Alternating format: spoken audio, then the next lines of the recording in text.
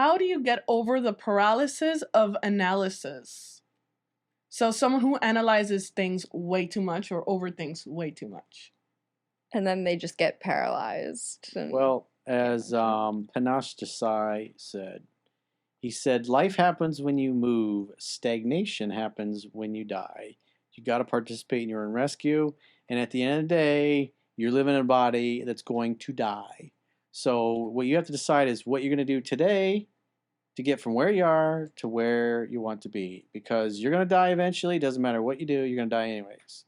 So you might as well spend your life being productive at things that are fun, that you enjoy, that you're passionate about, because you get better at it. And the better you get at things through repetition and learning and refining, the more competent you become. And you get paid based upon the value that you bring to the marketplace. You get paid for your reserve of knowledge and developing your gifts, your skills, and your talents. And the more knowledge you have and the more you have skills and talents, or as Scott Adams calls a talent stack, the more you're going to have choices to get paid and compensated accordingly. And obviously, money doesn't buy you happiness, but it buys you choices. And one of the nice things about being successful and having money is that you have control of your time. You can do whatever you want every day.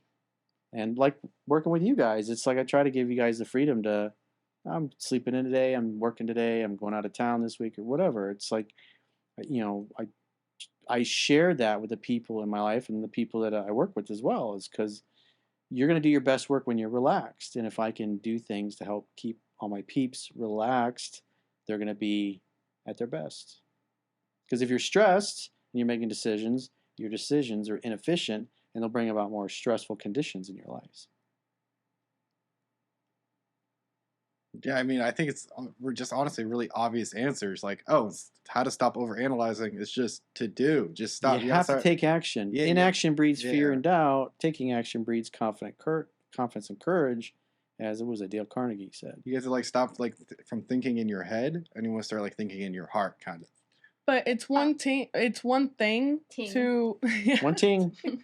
It's one thing. I love you long time. I love you, Drake. It's one thing to say to do it, and it's another to actually do it. A lot of people, I feel, are aware of that kind of stuff. It's just a matter of how can they go about actually starting. Because that's what I want to know. Dude, that's the thing. It's literally just the journey of 1,000 miles begins with a single step. It's just hard because you think you can't do it, but then once you actually do it, you're like, oh wow, this is actually the easiest thing. And I'm talking about the process. Okay, so what are the painful? What are the pain? Here, you have to think psychology-wise.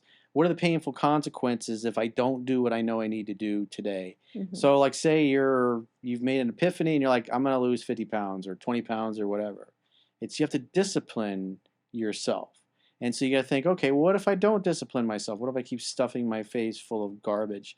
I'm going to get fatter. I'm going to get more unattractive. I'm going to have less dating choices. Less people are going to want to hang out with me. I'm going to have more health problems. I'm not going to feel as good. I'm not going to have as much energy. And the most important thing a human being needs is their health.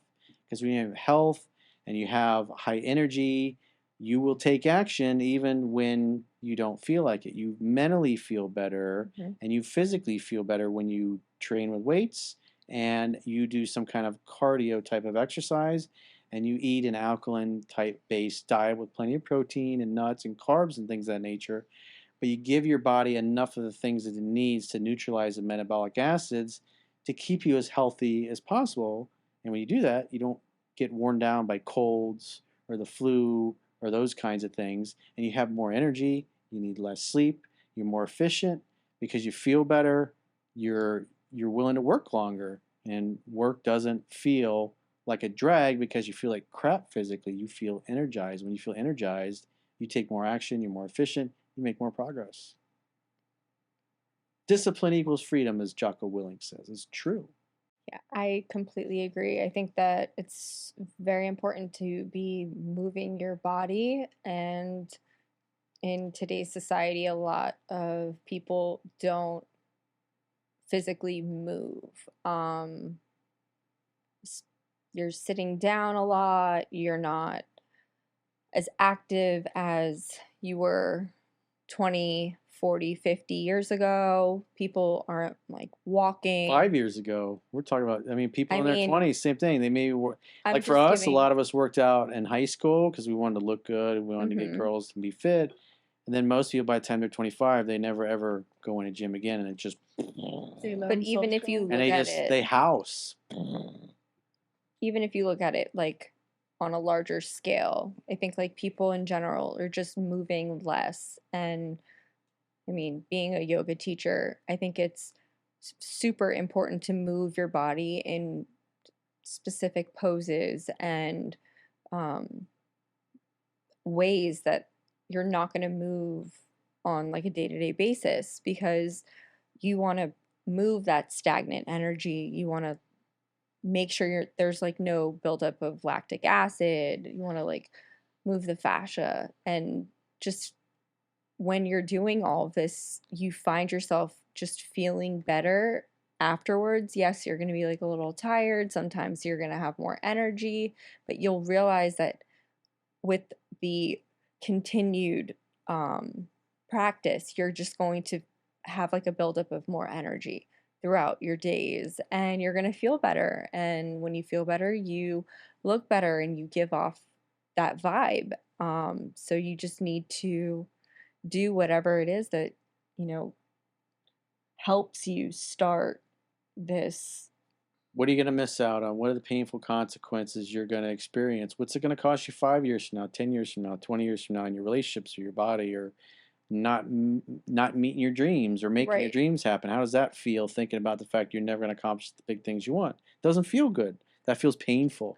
Human beings tend to move away from pain and towards things that can bring them pleasure. But the interesting thing is, I think it was Aristotle that first said this, is that people do more to avoid pain than they do to gain pleasure. And so if you understand that, you can think in terms of when you feel like being lazy because that feels good, you think, okay, there's consequences for being lazy. There's consequences for not working out or eating healthy or putting your resume together so you can find a better job or a better paying job, or maybe you go to school because it's going to help you get a specific job that it's worthwhile to, if you're going to borrow money or spend money on a degree, that you'll earn enough that the cost of getting the degree is peanuts.